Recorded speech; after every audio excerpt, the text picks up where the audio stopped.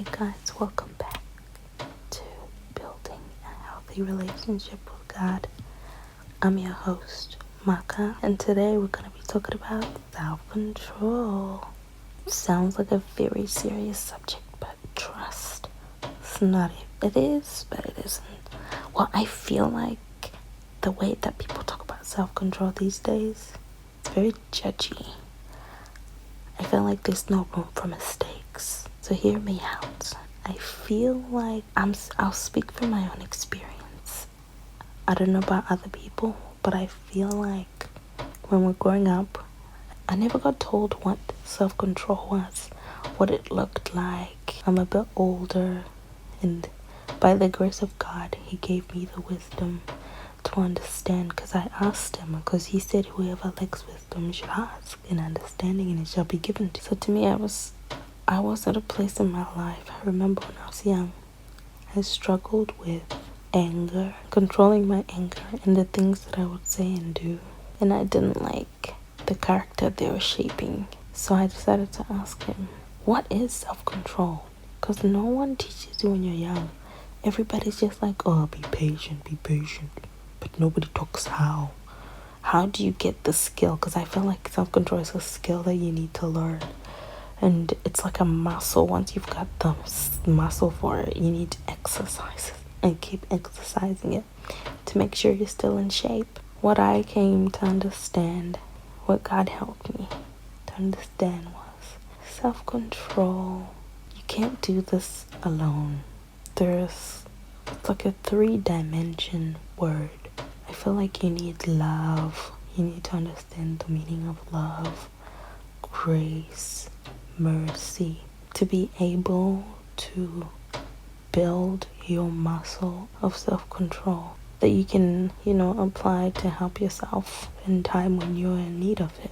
So the reason why I say that is because self-control is all about remaining centered, just being able to remain yourself. It's not about stopping yourself from feeling things. It's about allowing yourself to feel those things without them consuming your whole character or response or reaction to something, someone, some kind of stimuli. The reason why I said that is you need love, because love is gentle, it's kind, it's patient.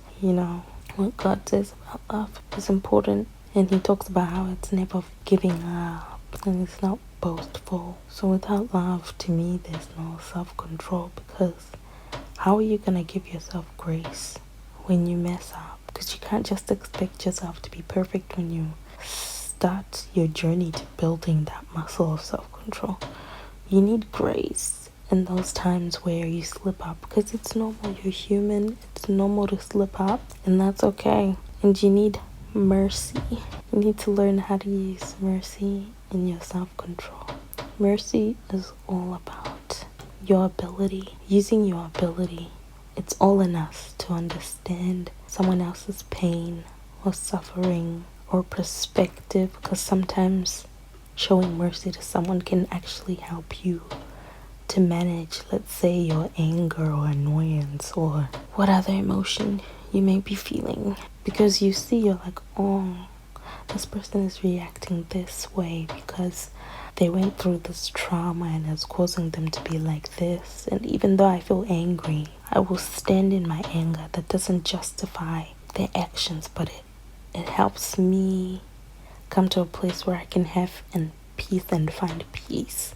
And also, to me, self-control doesn't exist without peace. And I'm going back to what I said before, that self-control is all about remaining centered while allowing yourself to feel your feelings without letting them consume your whole being, character. And you need peace to be able to hold yourself, because peace is being able to hold yourself where you are, regardless of what you're feeling, so that you can process and think about what's happening, how you're feeling, what that person did, what you did. And I want to repeat this again. Self-control is not about blocking or burying your feelings. It's just learning to navigate your emotional being.